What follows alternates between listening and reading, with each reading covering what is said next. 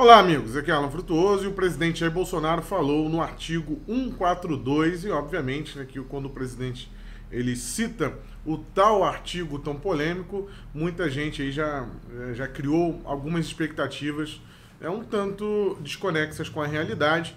É sobre isso que a gente vai falar aqui.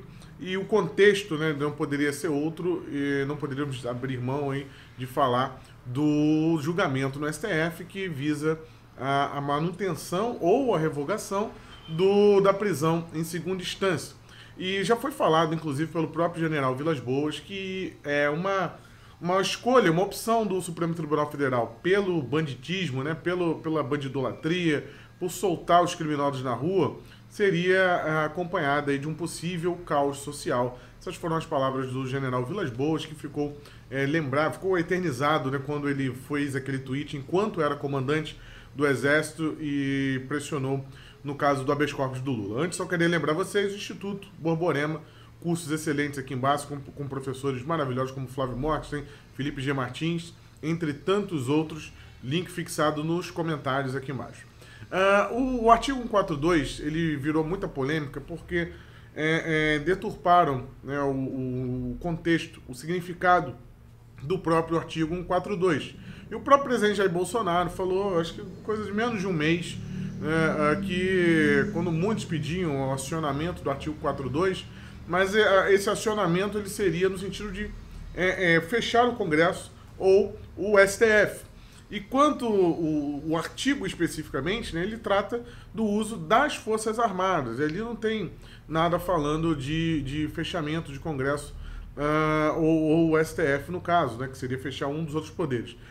Ali, basicamente, é o artigo que determina como deve ser usado as Forças Armadas. E quando o presidente diz que vai usar o artigo 142, ele fala isso porque há a expectativa de uma contaminação por parte aí das influências já do Foro de São Paulo, que tem exercido, né, a áurea, né, de revoluções aqui no continente sul-americano. E isso tem influenciado na revolta popular em alguns países. Isso poderia chegar ao Brasil, e o presidente apenas antecipou que, se chegar ao Brasil, ele já conversou com o general Azevedo, né, que é o comandante, o ministro da Defesa, para poder preparar as Forças Armadas para não serem pegos de surpresa. Porque, inclusive, eu citei isso num vídeo onde lá no Chile, né, já tinha todo o serviço de inteligência, já tinha todo o entendimento do que iria acontecer e ninguém se antecipou, né, mas meio que de maneira proposital, deixando o governo vulnerável. Então o Bolsonaro não quer passar pela mesma coisa e ele vai acionar o artigo 142 se for necessário. Vale lembrar que o artigo 142 é um artigo da Constituição e existem leis complementares que vão regulamentar como esse artigo vai ser usado.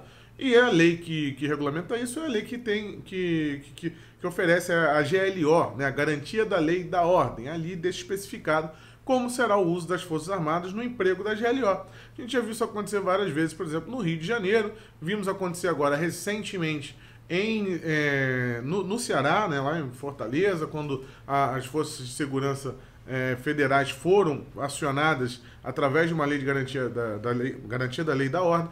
Vimos isso acontecer no Espírito Santo, quando teve aquela greve irregular de policiais militares. A cidade se tornou um caos um tanto parecido até com saques e tudo mais, que a gente está vendo lá no Chile, e foi empregado uma GLO, Garantia da Lei e da Ordem, o Exército foi para lá. Então, meus amigos, quando o presidente Jair Bolsonaro fala em ativação do artigo 142, ele fala apenas nesse sentido. Então, vamos continuar o nosso foco e não mudar, né, e não ficarmos vulneráveis, não sermos pegos de surpresa diante das preparações da esquerda. Porque hoje tem aí o julgamento, Rosa Weber sendo aguardada, não sei qual o momento que você está assistindo esse vídeo, vamos ver como será o voto da Rosa Weber, mas há sim uma preparação, né, por parte da esquerda. Inclusive em São Paulo já tem uma marcha antifascista. Para quem não conhece os antifascistas, tem um vídeo muito antigo aqui no canal, onde eu explico bem ali, um vídeo de quase 20 minutos, como de onde veio e quem são, né, os antifas. Antifas que têm causado muita violência no mundo todo, onde eles atuam, na Alemanha, nos Estados Unidos, e eles querem fortalecer esse movimento aqui. inclusive nesse vídeo, na época, esse vídeo até do ano passado ou é de janeiro, coisa do tipo. Eu até colocava ali que eles estavam tentando usar os antifas aqui no Brasil, fortalecer esse movimento, porque eles possuem agora, né, uma carência de estrutura, por exemplo, da CUT, que às vezes colocava o povo na rua, tinha vários tentáculos ali da esquerda para poder ser esse movimento de ação. E com a fonte secando, né, o dinheiro sendo cortado, principalmente devido à reforma trabalhista, eles precisam de outros grupos para poder fazer a baderna e a agressão deles. E os antifas é um grupo aí muito atuante nesse sentido.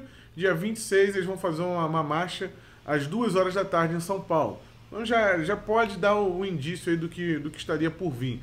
Vamos lembrar aí que o Humberto Costa, ele disse, né, que era questão de tempo disso chegar no Brasil. Temos o Guilherme Boulos aí também com o movimento dos sem-teto, que ele pode colocar na rua também e fazer a baderna. Então há toda uma expectativa, né, de uma ação da esquerda de modo violento, de modo que possa depredar patrimônio público e causar o caos social, a instabilidade. E dessa forma, o presidente Jair Bolsonaro ele não só teria, né, que fazer isso, como ele tem o dever de manter a ordem aqui no país, e seria fundamental a ativação do artigo 142 através da lei, da garantia da lei da ordem, né, do artigo lá que determina como esse artigo vai ser empregado. Quem leu o artigo 142 inteiro, ele diz, inclusive, que o militar não pode fazer greve, ele dá todas as diretrizes de como o Exército e as Forças Armadas devem ser regidas dentro do país. É basicamente isso, tá? Há muita, às vezes, fantasia, né? Muito sensacionalismo quando se fala nesse sentido. O que o presidente quer dizer é que ele vai botar os homens de verde na rua se for necessário, se a esquerda quiser brincar com isso, como eles estão fazendo nos outros países. A gente repara esse movimento que está tendo na América Latina. Equador, né, teve a cidade de Guayaquil foi tomada, invadida pelos indígenas, né, uma verdadeira horda. Temos a instabilidade no Peru, com o Congresso fechado, e lá, diferente daqui, né, a Constituição deles tem um artigo lá que determina o fechamento do Congresso por parte do presidente da República, né? Foi feito, inclusive, pelo Fujimori, essa Constituição. Temos o Chile, né, que está em verdadeira guerra, como disse o Pinheira. Temos a Bolívia, que também entrou num caos social, mas aí já é um movimento contrário. Na Bolívia foi uma fraude eleitoral do bolivariano, né, que é o Evo Morales. E o povo já está de saco cheio do Evo Morales, né, já vai para 14 anos, 15 anos aí no poder. Então isso aí vai ser... gerou uma revolta popular, o que também não deixa de ser um caos social. E você vê vários pontos das pessoas sofrendo aí com essa instabilidade na América do Sul. Temos a Colômbia, com a volta das Farc para a luta armada. Temos a ELN também atuando de maneira com atentados graves lá na Colômbia. Então você vê isso se espalhando no continente inteiro. E aí é impensável, meus amigos, não tem como a gente não pensar que isso é uma ação orquestrada. E se nós revisitarmos a história, veremos que na década de 60, a América do Sul, a América Latina como um todo, ela passava pelo mesmo movimento. Nós tínhamos aí o Cuba, a Revolução, tínhamos o Che Guevara querendo fazer revolução em vários países, tínhamos agentes cubanos treinando revolucionários brasileiros, né? E a gente sabe muito bem qual foi a reação que veio depois para proteger o continente do comunismo, né? Tivemos várias contra-revoluções realizadas aqui no continente, inclusive com o Brasil em 1964 e depois com o acirramento em 69. Então, a esquerda está mexendo com uma coisa que ela pode ter uma reação muito forte, né? E se for necessário para preservar os valores ocidentais e preservar, né, a estabilidade social, que seja tomada todas as medidas cabíveis, né, dentro do poder de fogo que o Estado brasileiro possua e que o próprio povo brasileiro, né, tenha também a capacidade de organização e defender a sua pátria dos comunistas. Só queria fazer essa lembrança aqui, né, da instabilidade que nós estamos vivendo hoje E o que aconteceu na década de 60 e 70 aqui também no continente? Eles estão usando a mesma arma e talvez o resultado possa ser parecido. Foi Alan Frutuoso para o canal Destapado. Se inscreva no canal, ative o sininho, compartilhe o vídeo para poder espalhar essa mensagem. Se você puder ser um apoiador, um colaborador financeiro do canal, primeiro link na descrição, o link do Apoia-se. Você pode apoiar o canal através do Apoia-se ou através da conta corrente embaixo. Quem não gosta de usar Apoia-se, né, que gosta de fazer transferência direta, agradeço muito o apoio de todos os colaboradores, patrocinadores que têm ajudado aqui o canal, tá bom? Muito obrigado, até a próxima. Tchau, tchau.